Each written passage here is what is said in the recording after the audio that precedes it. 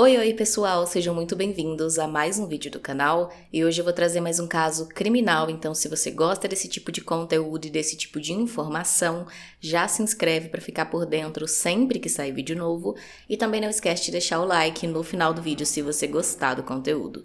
E antes de começar o caso de hoje, eu queria apresentar para vocês o livro Lady Killer's Profile, Belly Guns, da Dark Side Books, que tem tudo a ver com a história que eu vou contar hoje, porque ele também aborda a história de uma mulher assassina, mais precisamente uma serial killer. Para quem não sabe, eu também gosto bastante de ler, inclusive tem alguns dos meus livros aqui no cenário do canal, e eu gosto muito principalmente de livros que retratem crimes reais, também casos sobrenaturais, investigação, que é o tema aqui do canal, né? E esse livro é exatamente desse nicho. Ele faz parte da marca Crime Sense da Dark Side Books, que é uma marca onde eles abordam apenas casos criminais reais, contando como tudo aconteceu em detalhes minuciosos.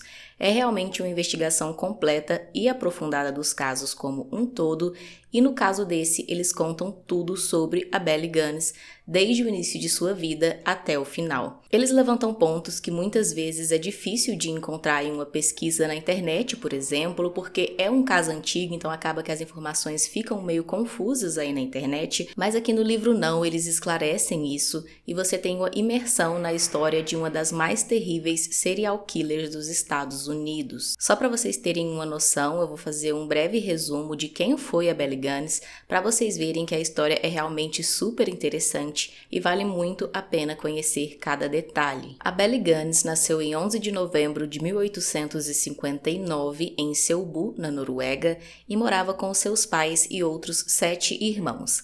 A família vivia em uma fazenda e era de origem bem humilde. Todos os filhos tinham que ajudar trabalhando desde cedo, inclusive a Belly. Então, desde muito nova, ela alimentou um desejo dentro de si que quando ela fosse mais velha, ela iria correr atrás para mudar de vida e virar uma mulher muito rica.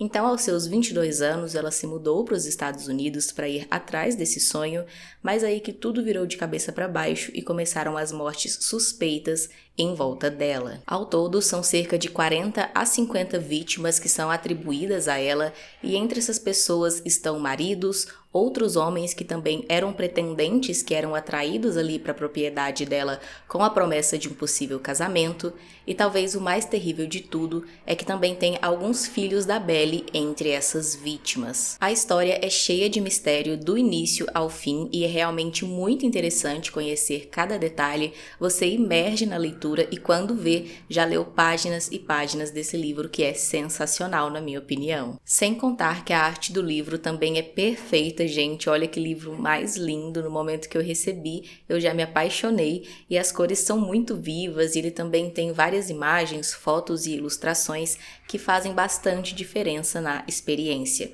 O livro é fantástico, tanto na arte quanto na forma em que eles abordam a história, e para quem se sentiu interessado, é só correr aqui no link que vai estar na descrição do vídeo para poder adquirir direto no site da Dark Side. Deixa aqui nos comentários se você já conhece o livro ou a história da Belly Guns e o que você pensa a respeito, ou até mesmo dicas de outros livros da Dark Side que você gosta e indicaria para mim conhecer, que eu vou adorar. Bom, então é isso, sem mais demora, eu vou puxar a vinheta e vamos começar o caso de hoje.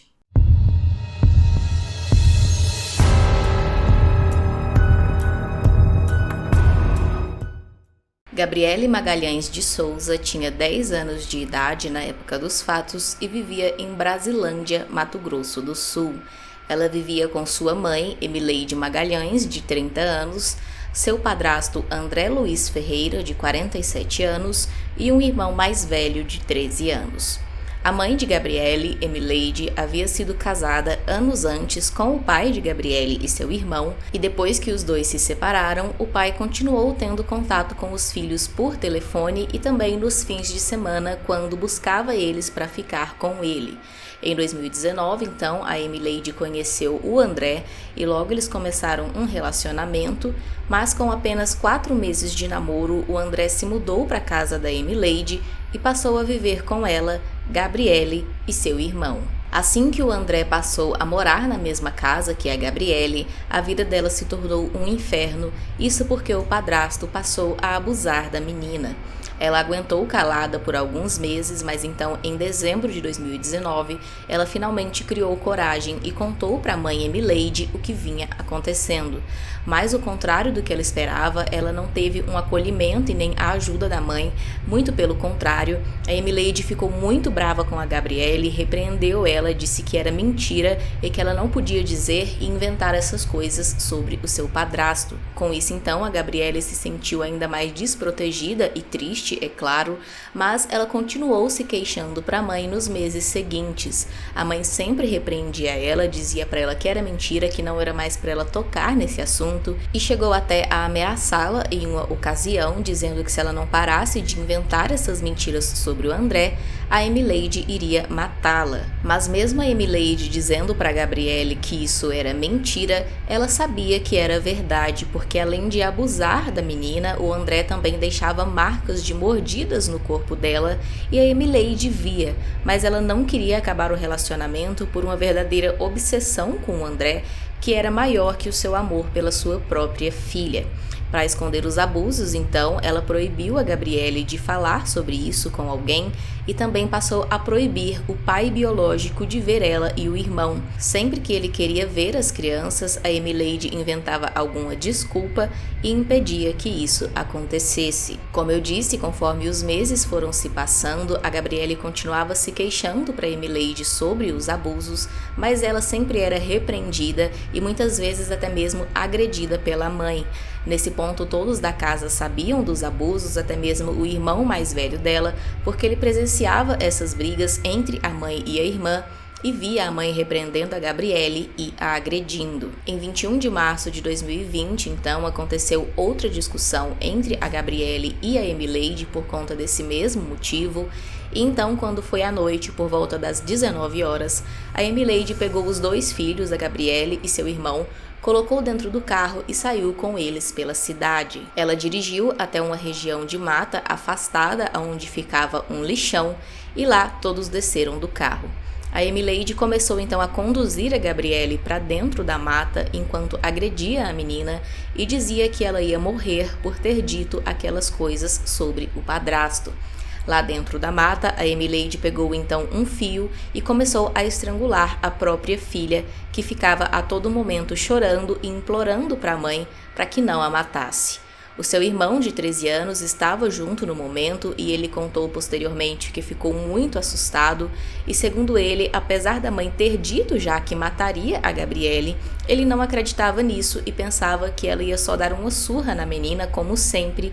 E então, quando ele percebeu que aquilo era realmente verdade e estava acontecendo, ele tentou fugir do local e se escondeu no meio da mata. Quando a Gabriele finalmente desmaiou por conta do enforcamento com o fio, a Emileide saiu procurando pelo irmão dela que tinha se escondido, o encontrou e também o ameaçou de morte, dizendo para ele ajudá-la a enterrar a Gabriele ou aconteceria o mesmo com ele. Os dois então colocaram a Gabriele de cabeça para baixo dentro de um buraco que já estava aberto ali no chão e jogaram um pouco de terra por cima.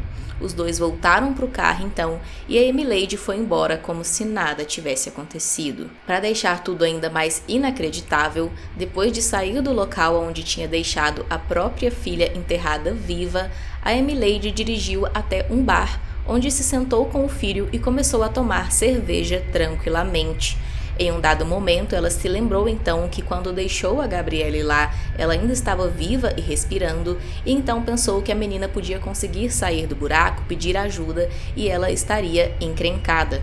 Então ela decidiu voltar ao local e ao chegar lá ela escutou a Gabriele, escutou que ela realmente tinha acordado do desmaio e que estava gritando e chamando por sua mãe, ainda dentro do buraco. A Emileide, demonstrando ainda mais frieza com a filha, em vez de ajudá-la, começou a jogar ainda mais terra dentro do buraco onde Gabriele estava, até finalmente cobrir completamente o seu corpo e não ouvir mais os gritos da menina. Ela esperou algum tempo então para ter certeza que a Gabriele já havia morrido e então foi embora de novo do local com o filho. Dessa vez, em vez de ir para um bar como a primeira vez, a Emileide foi para casa, tomou um banho para se limpar ali da terra e dos vestígios de onde ela tinha tirado a vida da própria filha. E então ela foi para a delegacia, isso por volta já de 9h30 da noite, registrar que a Gabriele teria desaparecido. Ela foi junto com o irmão mais velho da Gabriele e chegando lá, ela disse que tinha deixado ela brincar em uma pracinha ali, um parquinho próximo de casa, e quando voltou para procurar por Gabriele, ela não estava mais lá. Ela disse então que suspeitava que alguém tivesse raptado a menina, demonstrou estar preocupada e desesperada com a situação, e então o delegado fez o registro do desaparecimento. Mas mesmo com esse teatro da Emileide, o delegado acabou desconfiando daquela situação, porque ele percebeu que o irmão da Gabriele estava com um comportamento meio estranho, ele estava com uma expressão no rosto de quem estaria escondendo algo. Ele percebeu também que o menino, que estava de bermuda, tinha vários arranhões ali pelas pernas que foram causados por conta do momento em que ele tentou se esconder em meio à mata. Mas de qualquer forma, ele registrou o desaparecimento, mandou a Emileide voltar para casa, que ele tomaria as providências, e então ela foi embora. Depois então de registrar o desaparecimento, a Emileide voltou para casa com o filho e se encontrou com o André. Não fica claro se ela contou ao André sobre o crime que ela tinha acabado de cometer ou não, mas já era tarde nesse momento e então todos foram dormir.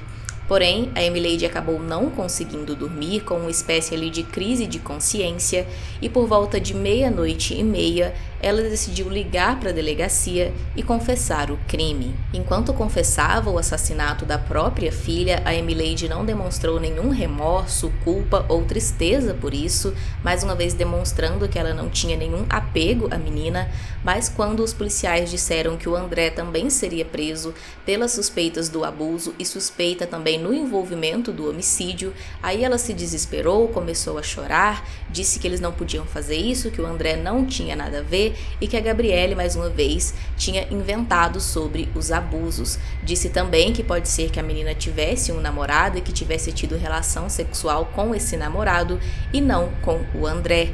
Mais uma vez demonstrando que era completamente obcecada pelo marido e não se importava com a filha. Por fim, a Emileide, o André e o irmão mais velho de Gabriele foram presos preventivamente e a Emileide acompanhou os delegados até o local do crime, onde eles encontraram o corpo de Gabriele já sem vida. Os exames feitos apontaram que a causa da morte foi asfixia por ela ter sido enterrada viva e que realmente ela vinha sofrendo abusos do padrasto há cerca de 1 ano e que havia sido abusada no mesmo dia de sua morte, apenas algumas horas antes. Durante as investigações, eles ainda descobriram que em 2019 a Gabriele havia contado para uma coleguinha na escola sobre os abusos e essa amiguinha disse para ela contar aos professores, mas a Gabriele disse que não podia fazer isso porque tinha muito medo da reação da mãe, de apanhar da mãe mais uma vez se fizesse isso. Acabou ficando comprovado então que o irmão de Gabriele não teve nenhuma culpa no crime,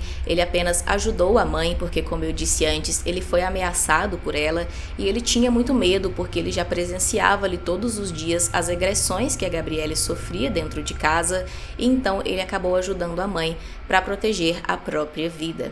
Depois então ele acabou sendo liberado da prisão e foi entregue ao seu pai biológico. O André foi a julgamento e a defesa tentou fazer com que ele fosse inocentado por falta de provas, mas os abusos ficaram comprovados e então ele foi condenado a 20 anos e 6 meses de prisão. Ele realmente não teve participação na morte da Gabriele e não sabia dos planos da Emileide sobre isso, então não foi acusado por participação no homicídio.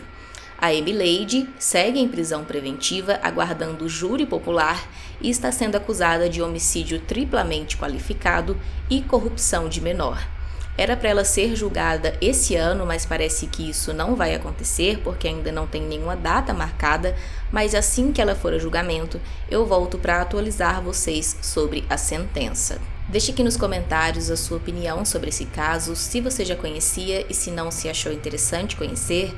É um caso bastante recente, do ano passado, e que choca a gente justamente pela frieza da Emileide com relação à própria filha de 10 anos. Também deixe aqui uma sugestão de um caso que você acha que seria interessante trazer para o canal. Se inscreve se ainda não for inscrito, deixa o like e até o próximo vídeo.